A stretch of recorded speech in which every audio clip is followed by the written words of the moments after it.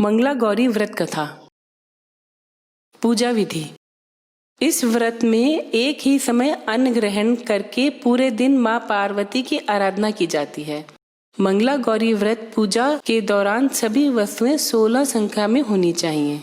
इनमें 16 मालाएं, लौंग, सुपारी, इलायची, फल, पान, लड्डू, सुहाग की सामग्री, 16 चूड़ियाँ और मिठाई माँ को चढ़ाई जाती है।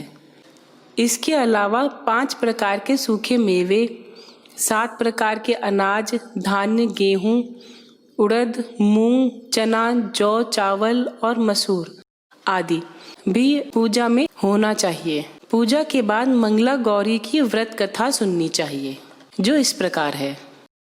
मंगला गौरी व्रत कथा। पौराणिक लोक कथा के अनुसार पुराने समय में एक धर्मपाल नाम का सेठ था।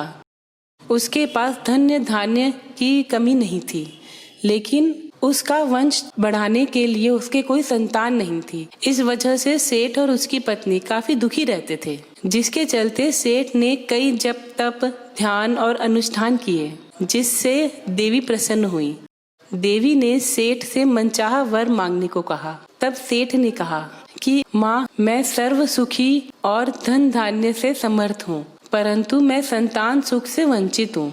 मैं आपसे वंश चलाने के लिए एक पुत्र का वरदान मांगता हूँ। देवी ने कहा, सेठ, तुमने यह बहुत दुर्लभ वरदान मांगा है, पर तुम्हारे तप से प्रसन्न होकर मैं तुम्हें वरदान तो दे देती हूँ, लेकिन तुम्हारा पुत्र केवल 16 वर्ष तक ही जीवित रहेगा। यह बात सुनकर सेठ और सेठानी काफी दुखी हुए, लेकिन उन्होंने वरदान स्वीकार कर लिया।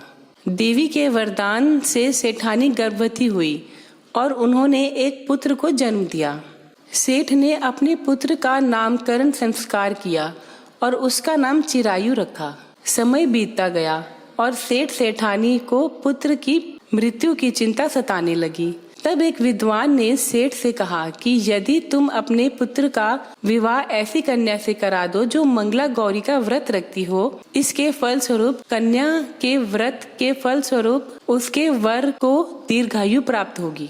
सेठ ने विद्वान की बात मानकर अपने पुत्र का विवाह ऐसी कन्या से किया जो मंगला गौरी का विधि पूर्वक व्रत रखती थी। इसके परिणाम स्वरूप चिरायु का अकाल मृत्यु दोष स्वतः ही समाप्त हो गया और राजा का पुत्र नामानुसार चिरायु हो उठा।